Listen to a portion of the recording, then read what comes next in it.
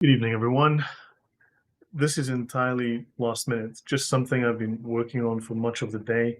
Spent several hours on it. I thought it's worth speaking about. This is one of the many slide sets I'm working on, but this is something that really has been bothering me, and it's worth talking about. It's Luther's nominalism. So let me dive right in, and you might see why it's been bothering me and how this makes Luther not even Christian. I've been saying this for a long time. Now I'm starting to determine why, to gather the evidence to make this clear. So, yeah, I'm not expecting anyone to join me right now because this is entirely, I literally just made the decision and went live. So, now, Martin Luther, just as a basic introduction for those who've just stepped in, Martin Luther was deeply influenced by nominalism. He was a nominalist. So he inherits this philosophical system that denies the reality of universals like human nature, divine essences, goodness, truth, justice. So he then conceives of God's will as arbitrary and detached from reason. Now, you might find that the things that Luther himself says and what Lutherans or even Protestants say may differ, but we are very interested in what Martin Luther himself has to say for himself. Now, because of Martin Luther's philosophy, core Christian doctrines such as the Incarnation, Christ truly taking on a human nature, and natural law, which is objective morality knowable by reason, by your mind, lose their rational foundation. They all collapse into subjective interpretation and divine whim. So this philosophical inheritance makes coherent theology impossible. And I mean that, impossible. The reason I'm talking about this is just to get these ideas out and think it through, because I'm busy working on the slide deck and I'm just trying to see maybe how the audience receives it or how it comes across when I try to deliver it, to see if I'm making rational sense of how I'm putting it across. Now, rational theology, coherent theology, becomes impossible for Luther because faith is reduced to irrational voluntarism. This is the doctrine that the will, your personal will, your desires, your will, feelings, if you will, is a fundamental or dominant factor. So God is not inherently just because no universals exist. There's no such thing as goodness, morality, justice. These do not exist. These are fictions. So therefore, it is not God that is good. God's will at that moment in time decides what is good. Eating babies with hot sauce could be good because God willed it. And then later on, he changes his mind. And then later, he changes it back. And instead of using hot sauce, he uses ketchup when he eats a baby. So you understand, this is whim-based, not rational, not consistent, not fixed. So then the will is the fundamental driver here, rather than a rational understanding of God's consistent truth, which we call the Logos. Now, let me dive into that. So welcome, guys. Sergeant Grinch, century since, didn't expect to be here. Welcome. Body slamming Luther. It's getting worse. The more I read Luther, the worse it gets. This is, you have no idea how bad this is getting. This man was out of his mind. But welcome, guys. Okay, so Luther's rejection of reason, right? Let me just take away that text banner for a moment there. So we're talking about Luther's rejection of reason and how his nominalism changes the character of God. So God goes from being an objective divine being to a subjective projection of the self. Now, by denouncing reason as the devil's whore, Luther transformed Christian theology from a rational discourse about God, or a logical discourse, theological, into a confessional anthropology, as in, how do I feel about things? But here's a guide, a confession, a set of creeds made by Luther that defines how that works. So he fundamentally alters the character of God from an objective reality to a subjective human projection. Some historical context. So in the medieval era, you've got reason and faith in a traditional Catholic theology. This was the standard view up until that point. You have the scholastic tradition here on the left. You've got St. Augustine as key figure, 354 to 430. St. Anselm in the 1000s. You've got St. Thomas Aquinas in the 1200s. And the core principle is fides et ratio, right? Faith and reason as complementary paths to truth. They support each other. Faith and reason working together. Faith and reason seeking understanding together. So there's a theological method known as theology as theologia, which is a rational discourse about God using both revelation and natural reason, your mind. Right? We can understand this from Thomas Aquinas' Summa Theologia. Then you've got the nominalist revolution. You've got the 14th to 15th century timeline. So they go from via moderna, right, which is this nominalist philosophical view, and they start to raise a question. They're only asking questions, question everything, right? Understand those are very dangerous terms. Are universals real or merely names? Is goodness a real thing? Is truth a real thing, or just a name you gave to something you saw for yourself at that point in time? Is truth a real thing? Now you'd say, is he genuinely good? Is God's goodness a universal that is true for all time in all places? It's an objective reality. Or is it not? It's just God can do contradictories. And this is very important to understand that this would then make God Allah, right? Now, there's a philosophical shift from objective universals to subjective, highly subjective, personal, subjective views, feelings, experiences. So you have subjective particulars. It's only true for you in that moment. So, as in your truth. So divine attributes are no longer anchored in a rational essence, like God is good because his nature is good. Good exists because God exists. Truth exists because God is truth. Those disappear. So you have Luther's connection to William of Ockham, and Luther says, I am of Ockham's school. I've covered Luther intensively in the past with his nominalism.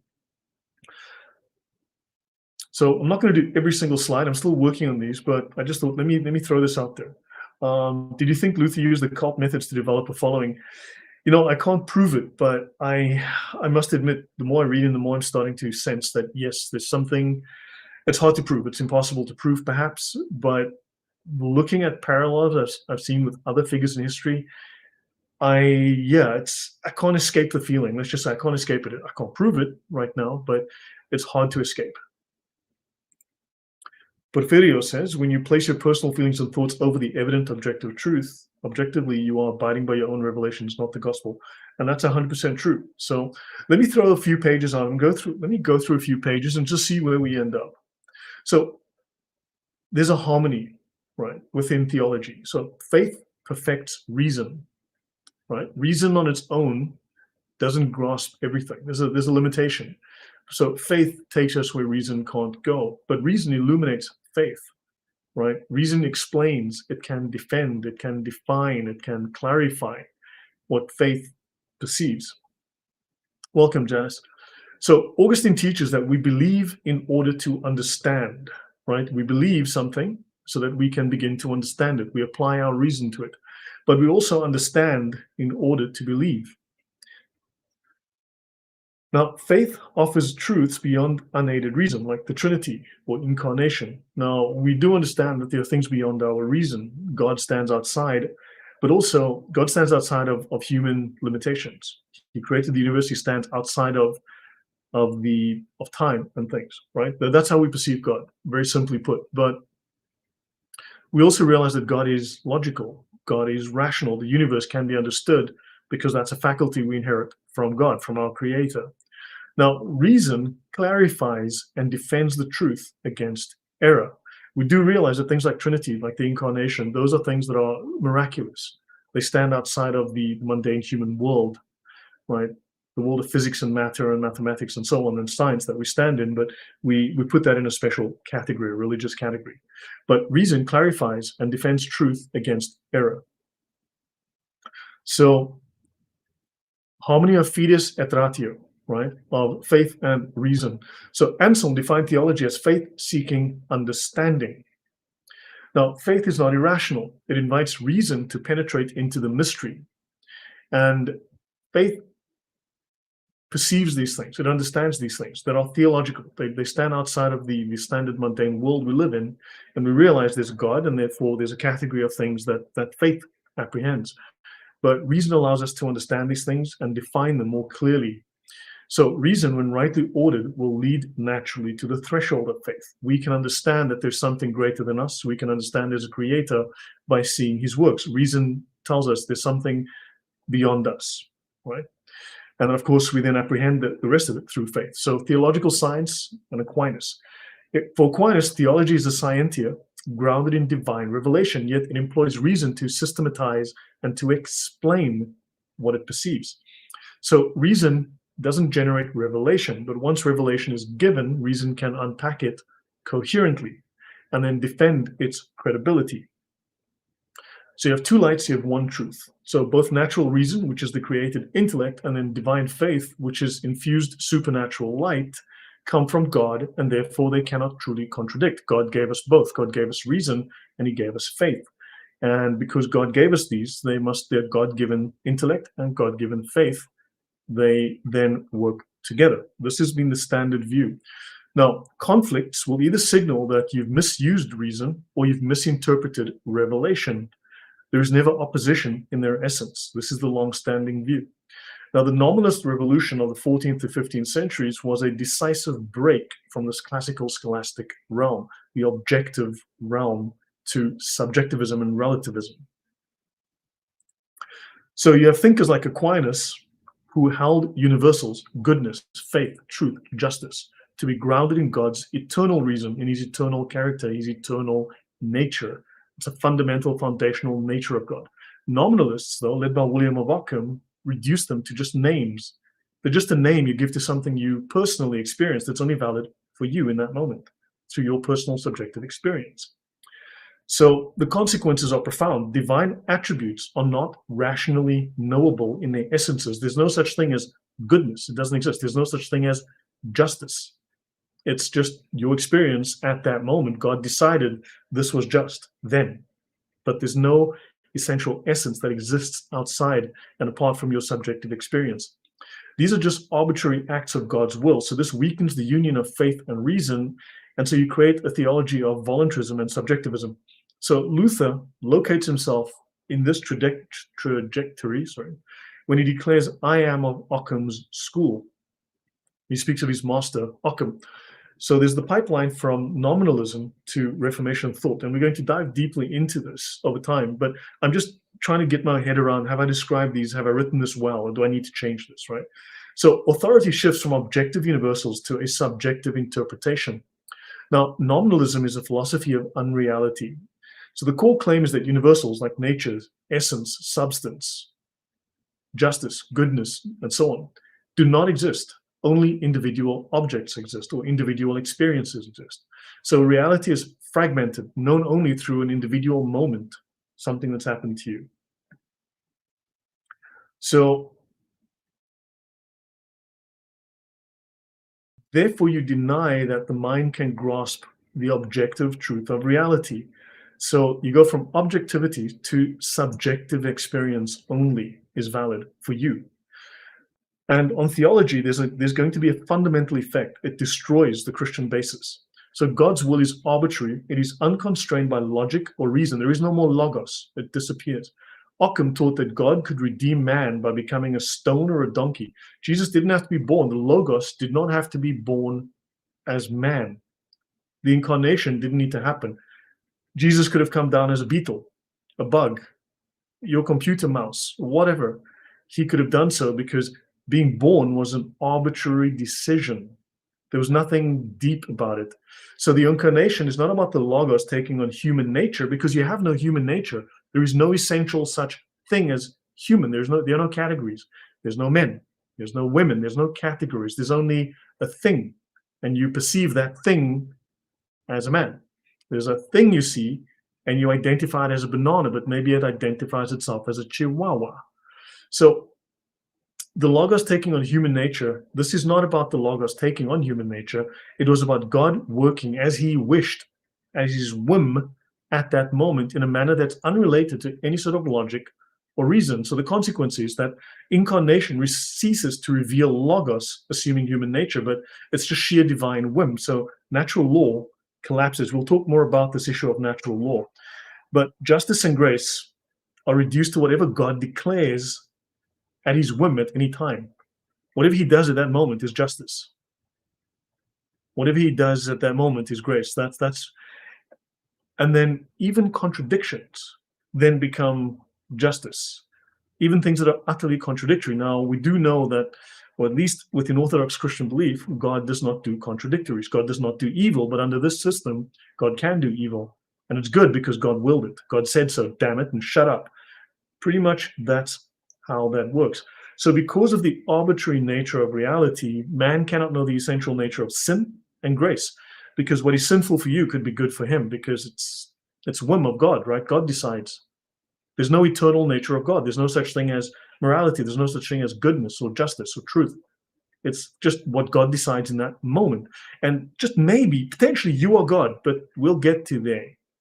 So he has no way of knowing his state. Man has no way of knowing his state, his condition before God, outside of a personal, private, subjective intuition and his personal inner experience. You add Luther's nonsense on top of this, and your conviction. If you believe you are saved, then damn it, you are, because your will and God's will are one. But if you don't believe it, you see, then your will and God's will are not one, so you're not saved. But if you believe, if you have faith and conviction, then you're saved 100%, because you are apprehending God's will, because that voice in your head is God for sure. So God's will is conceived as detached from any reason and any essence. He doesn't will according to his rational logos, but merely because he wants it. He says so. So justice, grace, and sin are arbitrary decrees subject to reversal or even contradiction. Am I making sense so far? I know this is totally odd, but this is genuinely the philosophy that Martin Luther glommed onto. And as you start to go through his own writings, the man was clearly out of his mind. So there's no natural law, there's only divine command, or shall we say Allahu Akbar. Natural law is the participation of human reason in the eternal law of God, right? So this assumes that man has a rational nature and that universals like justice or good are objective, real qualities grounded in his being, because those are qualities grounded in God. That truth, goodness, justice, mercy, those are real objective things that are grounded in the character and nature of God. They're part of the substrate of the universe. But according to nominalism, no. So logic, cause and effect, right? If universals like nature, essence, justice, goodness are denied, then man has no human nature. There's no stable human nature. Without human nature, reason then cannot identify universal good, like preserving of life, seeking truth, avoiding evil, because evil becomes whatever God decides at that moment, and good becomes whatever. And preserving life is arbitrary. It depends on the whim of God. And you can't know it because there's no external substrate of the universe that says this is a good thing. There's no such thing as good. So hopefully this starts to make sense. So what remains is not rational participation in God's order, but sheer voluntarism. God declares and man obeys. Allahu Akbar. Next, law is no longer discernible by reason, but collapses into arbitrary command, which may even contradict itself. So natural law collapses under nominalism because it eliminates any real universals. Justice and goodness are no longer part of creation's rational structure, but they are temporary decrees for now of divine will. So what is just today could be unjust tomorrow if God wills it, making morality arbitrary and unknowable by human reason. So that is the position that Father Rippliger cited, the Thomistic point of view, said reason illuminated by faith. So yes, so natural law collapses because without universals, there is no rational human nature to ground objective morality. So ethics is will-based. As Crowley stated, do what thou wilt is the whole of the law. And so thus, this shifts. It's not stable. There's no foundation. So it's not based on reason and stable. It's just what you want, what you want. So when that logic trickles down to man, ethics becomes private will. Man becomes the arbiter, since there is no objective rational order that binds either God or the creatures that God made. So what is theology? So there's a fundamental contradiction here in Luther's theology, right? Theology is theologia, right? Theos is God and logia is rational discourse, logical discussion. So the classical definition is rational discourse about God using revelation and reason. Why do we need reason in theology? Well, they are universal principles, right? The law of non-contradiction applies to all truth, including revealed truth. Then you have historical precedents. So the early church councils like Nicaea, Chalcedon, they used very precise philosophy, very precise terminology to define core doctrines. So you must have core doctrines. You must have clear use of logic because you have to have coherent doctrinal formulations. You have to describe things with clarity, good grammar, and logic. You want to provide a rational defense against heresy. You want to systematically organize the truth, right?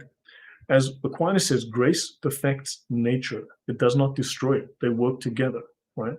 So, but Martin Luther comes along and says that reason is the devil's whore, right? So if reason is Satan's whore, if reason is the most effective tool that Satan has to pollute you, then theology becomes impossible because he rejects the rational faculty that makes theological discourse possible.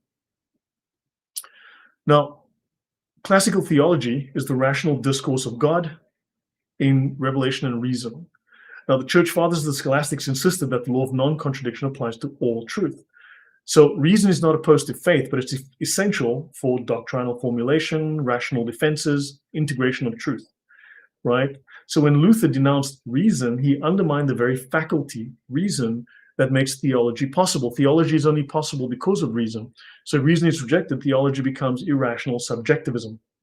It's no longer discourse, but it's your feelings, literally your will, your feelings, how loudly you scream, right? And how convinced, how convicted you feel, that conviction that could lay it on your heart. So in the Catholic scholastic tradition, precise philosophy means the use of logically coherent reasoning with clear terms, real categories applied to theology. At Nicaea, for instance, the fathers distinguished the same essence, homoousios, and homoiousios, similar essence. So a single dot here, a single letter, marks the difference between orthodoxy and heresy. Chalcedon defines Christ as one person, a hypostasis, with two natures, two physes, using strict categories to safeguard the Incarnation from contradiction, which means that Luther's use of nominalism utterly contradicts the whole view of God, the whole view of Jesus. All of that collapses. So nominalism contradicts this kind of precision in language and philosophical categories. He reduces universals to mere names, so you have no essence. There is no nature. There is no substance. There are no universals. So theology relies on these things for coherence. But if there are no universals, then terms like nature or essence of God have no substance. God's essence is whatever he decides. You can't know God. God is beyond any kind of reason. He's unlike anything you can think of, and he can change. That's Allah we're talking about. So there's only arbitrary will, right, or a subjective convention that you use for convenience. So you have scholastic realism. It's a coherent theology with precise categories, and nominalism, it's incoherence and voluntarism. So Luther aligns with Occam and inherits this contradiction. He tries to do theology while insulting and scorning the rational method that makes theology possible. So if essence, nature, and substance are names, then the Chalcedonian definition of Christ, one person in two natures, collapses. There's no natures. There's only whatever you feel like in the moment, whatever God feels like in the moment. So there's no stable nature for Christ to be God and man because there are no natures. There's nothing inherent. There's only individual events, individual particulars. There's no categories of, like, perfection is a category does not exist anymore. God can't be perfect. God just is whatever God decides. There is no such thing as perfection. There's only God just does what he wants because he can, because he said so. So under Luther's nominalism, God becomes sheer will, becomes Allah, not logos. So this is all arbitrary. Christology resolves because divine nature and human nature are empty words. This union of God and man, right, cannot be rationally confessed. So Luther's framework cannot uphold Christian doctrine, right? So what remains is not Christianity, but a voluntarist fiction, because there's no categories. There's a God of will, not the God of logos made flesh. Does all of this make sense to you? Do you understand what the implications are here? So along to our chat, I'm trying to make a historical link of these nominalist ideas and Luther's from the pagans to modern relativists. I've covered that in my previous talks on nominalism and Luther and Aquinas. So I'll skip over this slide. Let me see. So also, followed through logically, voluntarism implies that Jesus did not pre-exist as eternal God the Son, right? So I'm still working on this. Okay, I'm still working this through. Um, so yeah, but basically Jesus doesn't exist. So let me skip forward a little bit. So Luther denounces reason. His last sermon at Wittenberg, he calls reason the devil's bride, the lovely whore, right? She's the foremost whore the devil has. Reason mocks and affronts God. Reason, your use of reason, your use of your mind is an insult to God because God's a theological concept. It's a faith concept. You can't use reason with faith because you're insulting and mocking God. So how the heck do you know something without using your mind, without using reason? Well, use your feelings, right? So faith is how you do this. Faith. But what is faith? That's your conviction, your belief. Faith alone, your conviction, your certainty, which is entirely subjective because you can't use reason because reason in spiritual things has in it more hideous harlotry than any harlot. If you use your mind to try and understand God or understand theology, you are essentially, Satan has convinced you to succumb to him. So reason is the devil's greatest whore. She ought to be trodden underfoot and destroyed. Reason is the devil's whore, right? So now, according to Heike Obermann, he's like the premier scholar on the Reformation. He says this represents Luther's final word on the relationship between faith and reason. So this is in the final 3 weeks of his life. He writes this final sermon for Wittenberg, right? His alma mater. He writes this. He calls reason satanic over 30 times, if I remember the count correctly. His audience is his Wittenberg congregation, and he breaks with more than 1,500 years of Christian tradition. Right, now, etym online, he uses, now there's the word obscene, canem, filth, okay? So, I need to fix this slide. So let me just fix this slide. I see I've made a little boo-boo here.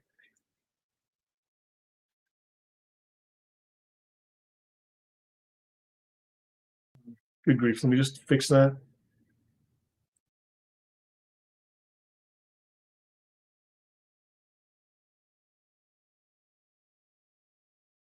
And we're back. Okay, so now the word canem, right? This comes from the 1590s, but Luther uses the word, I mean, the modern usage, but Luther uses the word in Latin, apparently canem or senum.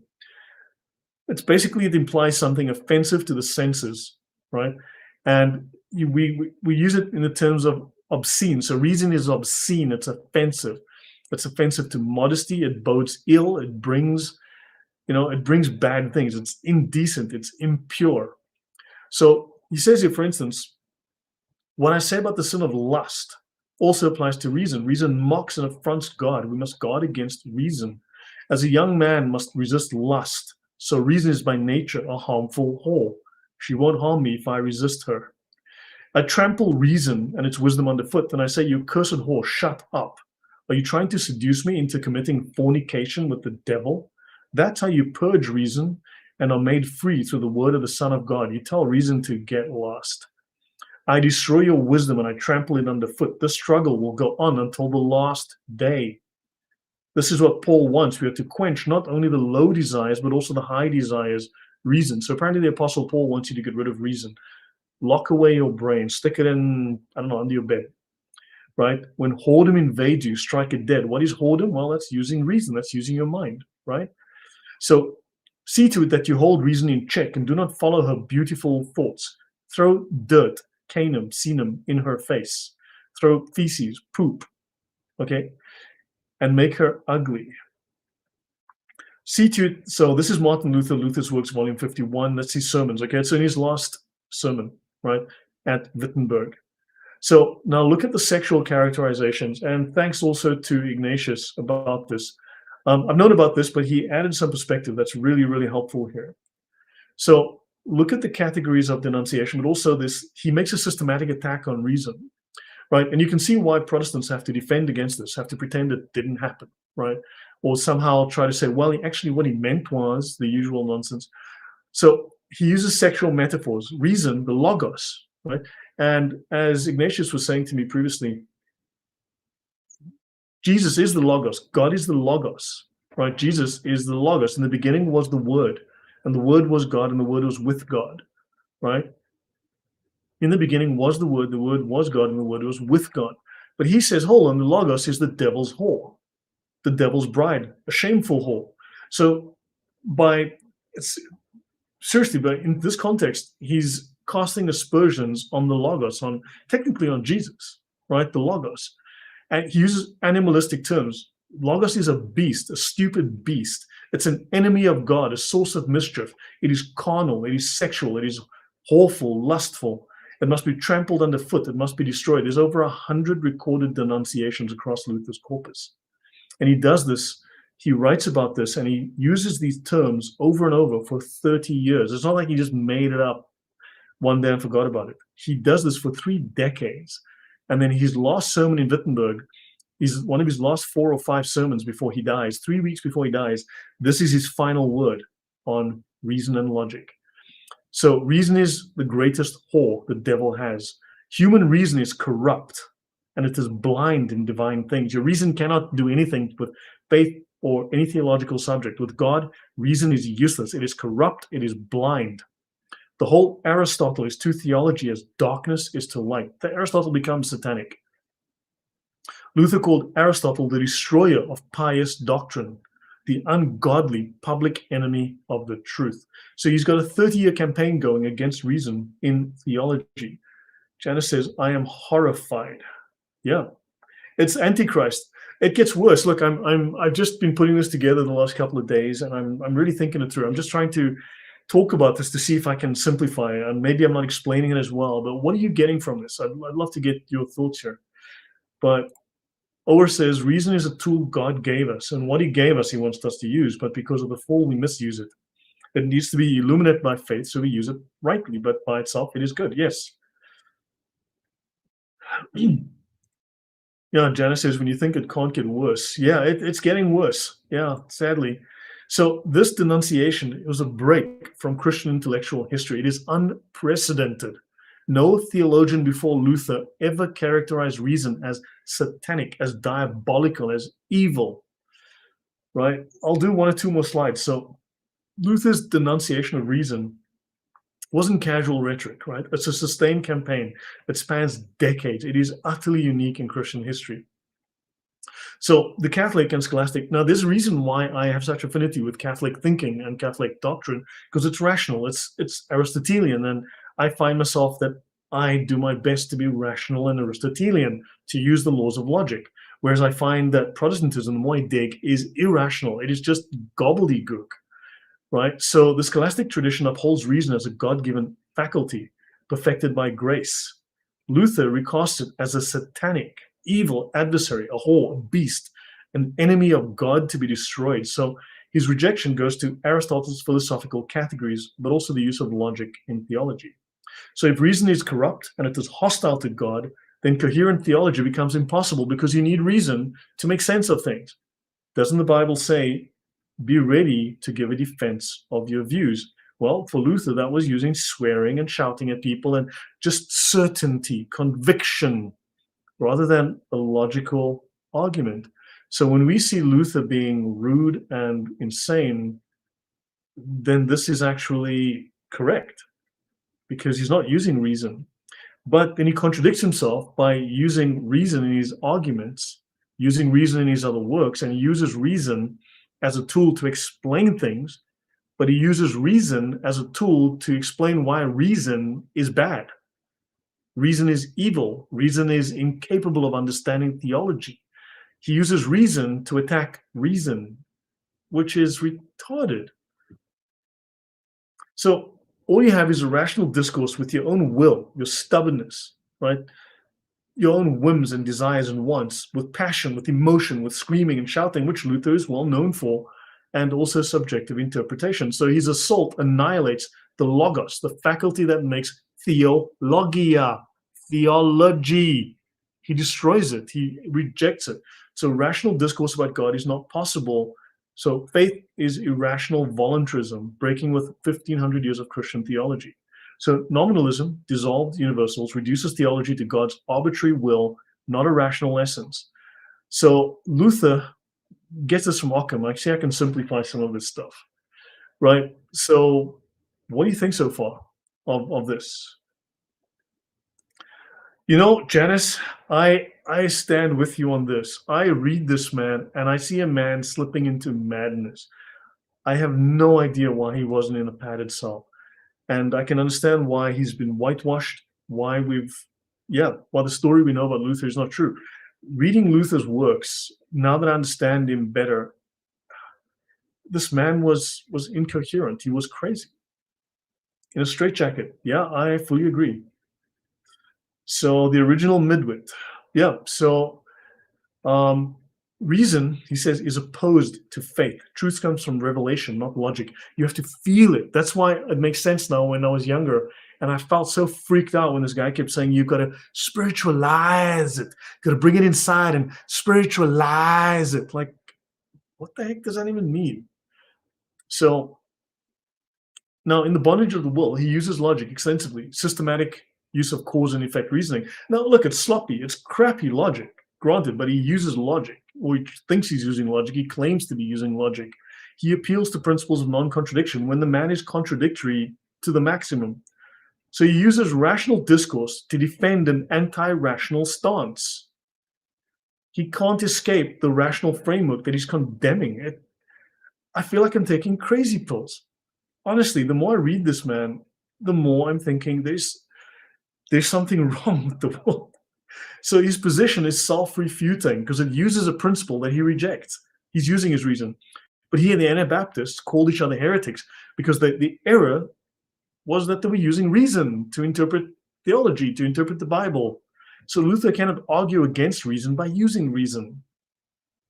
It's incoherent. So he tries to make a two kingdoms doctrine, the two-state solution. Maybe that's where they got this from. So you have the earth kingdom, the temporal kingdom, the highest rank amongst all things, the best and something divine. So reason is the highest, the best, incredible, divine. So reason is praised and necessary, just like the freaking Quran, where there's an abrogation and an opposite to everything. When you bring up, but this, and they go, no, no, but the opposite is true, and vice versa, right? So, but the scope is that reason is applied to civil and government law, right? Civil government and law, to natural sciences and medicine, to economics and daily life. Reason governs worldly affairs effectively, but don't you dare bring it into church. So you've got the spiritual and heavenly kingdom. It's rejected. Reason is rejected. So theology and justification or salvation and divine mysteries, no, reason is an obstacle to divine truth. Reason's great for running the government or wiping your bum, but it's not good for working out divine truths, because reason, you got to shut off your reason. So the problem is you have an artificial division. Truth cannot be valid in one realm and invalid in another, because then you've got subjective truths, because there's no universal truths. He rejected universals, right? So truth is not truth. Truth is true here, but it's false there. It is exactly the opposite. That's a contradiction. So how can reason be both divine and diabolical? How can it be divine, a gift of God, and it's satanic and evil and a whore and God's worst enemy at the same fucking time? Sorry, jeez. So theologians cannot avoid using logic and reason. We have to write, to think, to comprehend.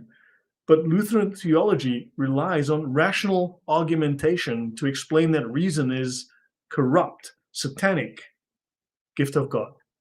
Does any of this make any sense to anybody? He was the original Protestant jihadi, for freaking sure. This is Islam, this is Sufism, this is Christianized Sufism. It is irrational Sufi trash. Sorry, but this makes me so angry to read this stuff. Protestant believer says, I get it. Yeah, so H.M. Fox, a cheap Izzat's mimic of the mysteriousness that monastics spent their lifetimes carefully cultivating. No theology without reason. Yeah. Yeah, he's surely a big cause of the great falling away that Paul talked about. Yeah.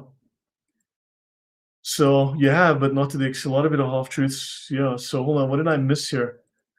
Tom says this is awesome so far. Again, like an honest analysis without being politically correct. This is where it needs to be. Yeah, but Yeah, it's honestly, I feel like I'm losing my mind. I'm like, how can you not look at this man and go, this is garbage. This is complete and utter garbage. We need to throw Luther into the fire and forget that he ever existed. Because Lutherans, again, I published a video today, a short video. Lutherans don't confess Christ, they confess Luther, because they interpret the Bible, they interpret Jesus, they interpret God through the Lutheran confessions. If you're a confessional Lutheran, you accept that Luther's categories, Luther's concepts, Luther's doctrines are how you understand the Bible, how you understand theology, God, Jesus, and everything to do with Christian theology. The problem is that Luther destroyed theology. He does confessional anthropology, how you feel about something, right? That's anthropology. That's not theology, because he doesn't believe in logos, right? So, as a confessional Lutheran, you are confessing Jesus Christ via Luther's interpretations. And then, of course, you have Protestants. Lutherans might directly take from Luther because they accept that this is confessional Lutherans will take Luther's categories, and they have to accept, because that's the church, that's the belief, that you accept things as Luther said it because Luther's 100% correct. But of course, Protestants, you drink from the same well. The source is the same. You flavor the water differently, right? Some of you add some raspberry, and the other guy adds Coca-Cola flavor, whatever. But you all drink from the very same source. You have the same doctrine, sola fide, sola scriptura, right? You are taking the doctrines from the same source. You drink from the same well. You might flavor the water differently, same source, doesn't matter. Or you use a slightly different analogy. You are standing on Luther's foundation. You're living in his house. You're eating his food. You're making his recipes on the stove. You are eating everything that he prepared. And then you're claiming, I don't follow Luther. I follow the Bible. You're living in his house. All you've done is you've decorated the room a little differently for you, or your denomination has decorated the room slightly differently.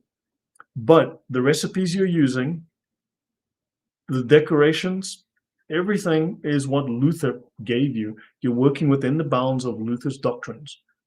You're claiming that, you're living in his house, you're sleeping with his wife, you are eating his food, you are watching his TV shows, you are saying the very same things he said. We can trace all of that stuff to stuff Luther wrote. And then you're claiming, no, no, no, no, I've never heard of Luther. Never heard of the guy who built the house I live in. Never heard of the guy that said all the things that I'm saying now that I claim I don't follow. That is just incoherent. I'm sorry, but that just doesn't fly anymore. You are serving a man, you are following a man, you are worshiping a man. It's the way Muslims actually worship Muhammad, but won't admit it. Honestly, the more I read Luther, the more I'm seeing this is exactly the case with Protestantism, very largely. This man was incoherent, he was insane, and obviously evil, destructive. This was not Christian. This is not Christian theology. There is something deeply wrong about this. So I will go back. I need to work on this stuff. I need to clarify this, but hopefully it's made sense. I'll try and clear this up. But yeah, there's something very, very bad about Lutheran theology, about Protestant theology. So let me see. What have I missed? I'm starting to think there's a possibility that of incarnation, Luther is the incarnation of Muhammad. It might well be the case. Your previous post was a response to the you have to internalize or spiritualize the divine third. Yes, you have to, but not to the exclusion of reason.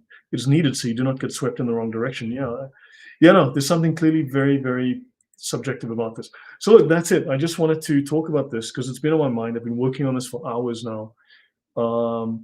And yeah, what do you think? Am I barking up the wrong tree here? Am I just, but this is Luther. This is the history. These are the facts. Yeah, do you get the same bad vibe I'm getting? Are you as angry as I am? Or do you think I'm exaggerating? I'd love to know what you think. And hopefully you can provide a rational answer. I've had too many people go, you're wrong. That's not an argument. But Luther liked natural law. Luther said, and then very often someone will make a stupid comment, and I'm sorry, but these are stupid comments. These are people who think they're geniuses, they're Einsteins, and they make the most dumb comments. And I will spend the time to draft one or more replies on different points that they raise. I tend to write multiple shorter replies than one long one. And then someone will go, no, I don't accept that. That's not an answer. I had one guy say, you are wrong about this, blah, blah, blah. Just asserting, empty assertions. But Luther was fond of Luther could not have been fond of natural law because Luther clearly denied natural law, right? And but anyway, he was simply saying that, oh, you're wrong about this, and the church fathers agreed with Luther on this point. And if you want, I will get someone who will debate you, a Lutheran. And I wrote to him and I said, look, do me a favor. First of all, here are the facts. Here's Luther's own words. Here's the evidence. Please explain to me how your statement stands. Then also prove to me where Luther says what you say, to back up your claim. And then also show me where these church fathers that you spoke of make that claim. Please just show me the evidence. Quote me what they say that aligns. Okay, because I know they didn't. And then I said, look, give me the evidence and let's start with that. Okay, and if you want, I'll invite you on to make your case in front of me, and we'll tackle the evidence together. But I will give you time to make your case. And let's just say he wasn't willing to do that because obviously he wanted someone else to fight his fight for him, and he never provided me any evidence. I get this all the time, constantly, right? So anyway, this just drives me nuts. But yeah, so guys. So yeah. Okay, so guys, I'll call it a night here. I just wanted to do this quick thing just to talk about this issue, and hopefully you've gained something from this. I'll be working on this. I'll come back to this to try to provide better examples. But was it clear? Let me know if it was clear and it came across to you well and you understand the implications. But there's something wrong here, deeply, deeply wrong. And this is not even Christian. This is absolutely, positively not Christian. This is Islamic. This is Sufi. This is incoherent, but it is not Christian. I'll leave it at that. So thanks, guys. Good night. God bless. I hope you had a wonderful Sunday. And I will see you guys soon. Take care, everyone.